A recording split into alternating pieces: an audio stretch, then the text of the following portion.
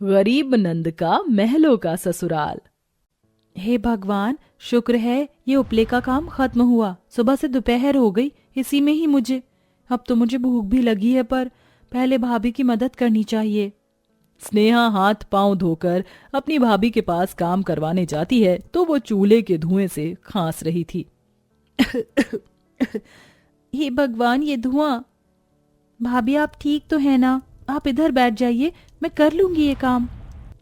स्नेहा, धुआं अब कम हो गया है, मैं ठीक हूँ। तुम कितनी अच्छी नंद हो, मैं काम करती हूँ फटाफट, मेरी मदद करने आ जाती हो। देखना, तुम्हें बहुत अच्छा वर मिलेगा जो तुम्हारी सारी इच्छाओं को पूरा करेगा। भाभी, मैं गरीब झोपड़ी में रहने वाली, मुझे इतना अच्छा दूल्हा कहाँ से मिलेगा जो मेरी सारी इच्छाओं को पूरी कर पाए? होगा कोई मुझ जैसी गरीब के नसीब में भी गरीब पति। तभी जंगल से लकड़ी काट कर मुकेश आ जाता है। बहुत मेहनत करूंगा कि मेरी बहन की शादी अच्छे लड़के से अच्छे से हो जाए। भैया, आप आ गए? बैठ जाइए, मैं पानी लाकर देती हूँ, बहुत गर्मी हो रही है। पर स्नेहा अपने भाई को पानी देती है और खुद चूल्हे पर खाना तैयार करके अपने भैया भाभी को खाना परोस देती है। अजी, आप खाना क्यों नहीं खा रहे हैं? खाइए ना, क्या सोच रहे हैं? ब, ब, ब, ब, ब, वो यहीं की इन लकड़ियों को बेच बेच कर मैं कितना पैसा कब तक इकट्ठे कर लूंगा। मुझे अपनी बहन की शादी भी तो करनी है।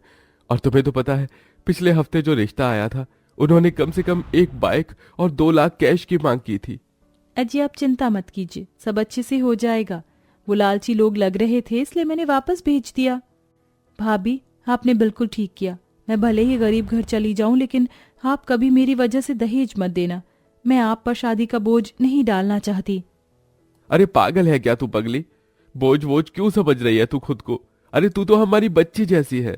अच्छा ठीक है, अब खाना खाइए, ठंडा हो रहा है, वरना आपकी प्यारी सी बच्ची को दोबारा खाना गर्म करना पड़ेगा। खाता हूँ, तुम दोनों भी खाओ। गरीब परिवार जमीन पर बैठकर बड़े प्यार से खाना खाता है। मुकेश भले ही गरीब था, लेकिन मेहनत करके रोज जंगल से लकड़ियां काट कर लाता था और उन्हें बेचकर अपने घर का खर्च चलाता था। एक दिन लकड़ियां खत्म हो गईं तो वो फिर जंगल के लिए निकल जाता है। वहीं दूसरी ओर रोहन नाम का लड़का पास के शहर से कार में बैठकर आ रहा था कि तभी oh no, what's going on? ये मेरे नेटवर्क एरर क्यों हो रहे हैं? अब मैं ओहो, इस रास्ते से आगे कैसे बढ़ूं? मुझे तो मैप आगे का रास्ता शो ही नहीं कर रहा है क्योंकि नेट नहीं आ रहा। ओहो, आहा, फोन बाहर लेकर निकलता हूं। जैसे ही एक बार घर पर फोन लग जाएगा, ड्राइवर को बुला लूंगा। रोहन हाथ में फोन लिए रास्ते पर चलता रहता है और साइड के जंगलों में घुस जाता है और ऊपर फोन करके आगे चलता है। अरे आजा आजा नेटवर्क। आहा, यहाँ मैं कहाँ जंगलों में आ गया। ऊपर नेटवर्क में देखकर चलने से उसे पता नहीं होता कि वो कहाँ जा रहा है और जंगली जानवर के बने गड्ढे में पैर रख उसी में गिर जाता है और घायल होने से बेहोश हो जाता है। तभी वहां से गुजरते हुए मुकेश की नजर उस पर पड़ती है। हे भगवान, लगता है ये आदमी जंगली जानवर के बने गड्ढे में फंस गया है और बेहोश हो गया है। मुझे निकालना होगा इसे। मुकेश किसी तरह रस्सी से बांधकर उसे बाहर निकालता है और लकड़ी छोड़ उसे अपने घर ले आता है। अरे ललिता, स्नेहा, जरा इस लड़के के लिए मरहम का इंतजाम करो, बहुत घायल हो गया ये। जी मैं करती हूँ, पर ये कौन है? पता नहीं ललिता। फिर नंद भाभी मिलकर हल्दी सरसों को उसके जख्मों पर लगाकर उसके हाथ पैर माथे पर पट्टी कर देती हैं। भैया, आप चिंता मत कीजिए, ये जल्दी ठीक हो जाएंगे और होश में भी आ जाएंगे। 2-4 घंटे बाद रोहन को होश आ जाता है। वो जैसे ही उठता है तो स्नेहा उसे थाम लेती है और बिठा देती है। शायद आपके पैर में मोच है, इसलिए अभी आप चल नहीं सकते, थोड़ा आराम कीजिए। जी शुक्रिया, मैं तो यहाँ जंगल में था। यहाँ क्या आप मुझे लेकर आई हैं? नहीं, मेरे भैया लेकर आए हैं। आपने कुछ खाया नहीं होगा, मैं खाना लेकर आती हूँ। स्नेहा, तुम्हें उठने की कोई जरूरत नहीं है, मैं ले आई हूँ, तुम खिला देना। इनके हाथ में अभी घाव है। ठीक है भाभी। फिर स्नेहा उसे अपने हाथ से खाना खिलाती है। रोहन उसे देखता ही रहता है। 4-5 दिन स्नेहा उसका बहुत ख्याल रखती है।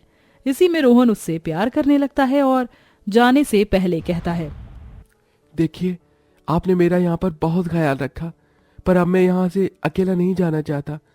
स्नेहा ने मेरा बहुत ख्याल रखा है और अब मैं उनसे शादी करना चाहता हूँ, उन्हें पसंद करता हूँ। और देखिए, मैं वादा करता हूँ कि मैं बहुत खुश रखूंगा।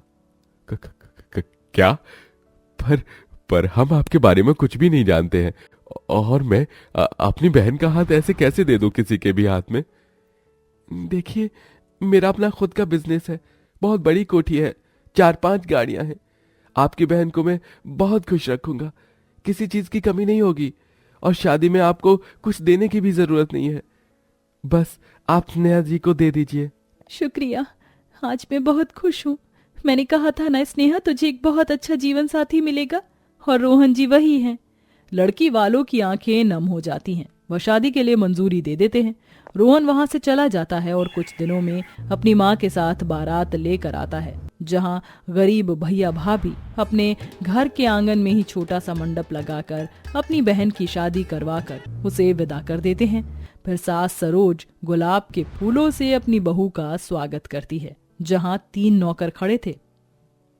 बहू, ये हमारे घर के नौकर हैं, भोलाराम, हरिराम, धनिया। अगर तुम्हें कुछ भी चाहिए तो इन तीनों में से किसी को भी कभी भी बुला लेना। अब इस आलते की थाली से हमारे घर में छाप छोड़ो। जी माँ जी। फिर गरीब झोपड़ी की नंद अपने महलों जैसे ससुराल में आकर पैरों की छाप छोड़ती है। अरे ये रस्म तो हो गई। अब रोहन, अब रस्म कर जो मैंने तेरे माँ के साथ की थी। जी पिताजी। फिर रोहन अपनी पत्नी के पैर छूता है और पैर में भारी पायल पहनाता है। अरे रोहन जी, आप मुझ जैसी गरीब के पैर क्यों छू रहे हैं? और इतनी महंगी पायल मेरे पैरों में कहाँ जचेगी? अरे ये हमारे घर का रिवाज है, जब नई बहू आती है तो पति ऐसे ही स्वागत करता है। यहाँ सब कितने अच्छे हैं। किसने सोचा था ये गरीब घर की लड़की महलों के ससुराल में पहुंच जाएगी और रानी जैसा अनुभव करेगी। क्या बहू, तुम्हारी आंखों में आंसू? वो माँ जी बस ऐसे ही इमोशनल हो गई थी। मेरी पगली बहू, आजा, आकर आराम कर। ये बोलते ही सब अपने कमरे में जाकर आराम करते हैं। अगले दिन स्नेहा को पहली रसोई का खाना बनाने में मॉडर्न किचन का प्रयोग करना नहीं आता है। क्या करूं, ये चूल्हा कैसे जलता है?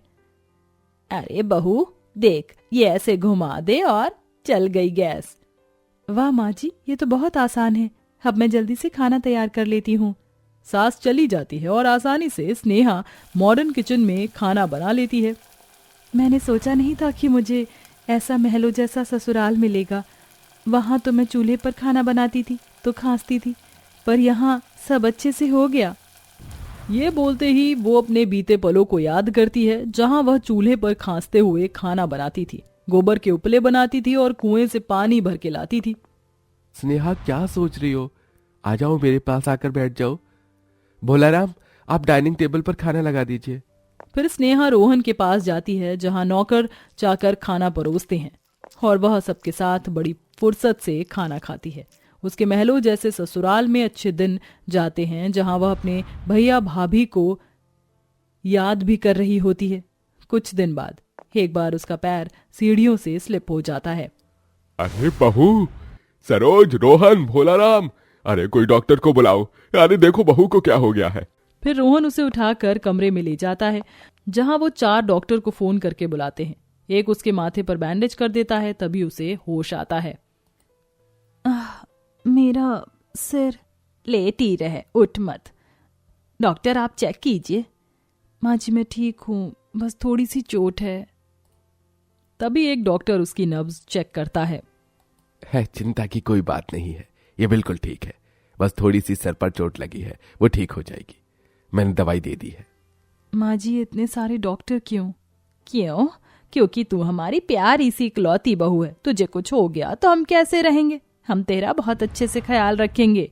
तू इस महल जैसे ससुराल की बहू है, तेरे ख्याल में कोई कमी नहीं छोड़ेंगे।